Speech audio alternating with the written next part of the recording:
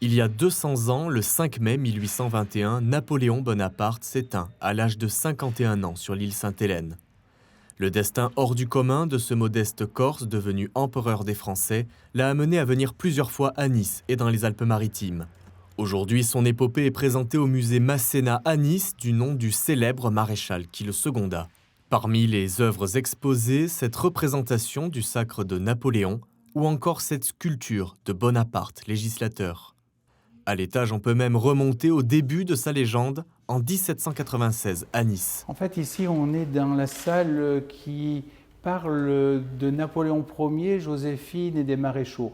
Et un des tableaux qui est important au départ, c'est le tableau qui va lancer la gloire de Napoléon, le départ de la campagne d'Italie. Et on voit Bonaparte en train d'expliquer aux généraux les positions des troupes, la manière dont il a envie de gagner cette bataille. Et puis Nice, c'est d'abord et avant tout le départ de l'épopée impériale. C'est de Nice que Napoléon va s'élancer vers les plaines du Pô, vers l'Italie, et donc vers la gloire qui va faire de Bonaparte Napoléon.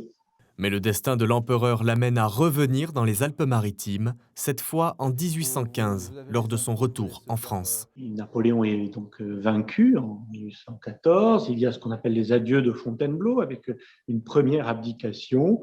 Il est fait souverain de la petite île d'Elbe, et de là, il va préparer son retour. Son retour, effectivement, se déroule à Golfe-Juan, et c'est la deuxième épopée de Napoléon qui débute dans notre département, vous avez raison de le souligner, c'est ce qu'on va appeler le vol de l'Aigle et les 100 jours.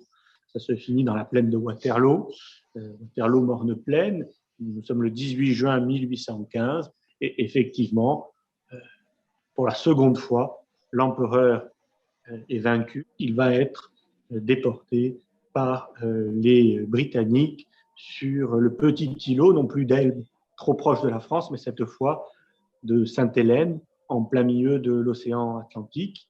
Cette dernière partie de la vie de Napoléon est illustrée à la Villa Masséna, ce gilet porté par l'empereur sur l'île de Sainte-Hélène, ou encore le masque mortuaire, actuellement en pleine analyse au Louvre à Paris. La pièce la plus importante, c'est le masque qui est fait la nuit de la mort de Napoléon par le docteur Arnold. Le docteur l'aurait fait, j'étais pas présent, la nuit de la mort de Napoléon, et il a caché. Il a caché parce qu'il est anglais, et un anglais n'aurait pas dû toucher l'empereur. Pour célébrer ce bicentenaire, la ville de Nice organisera les Journées impériales en octobre. Des conférences ou encore des reconstitutions sont prévues.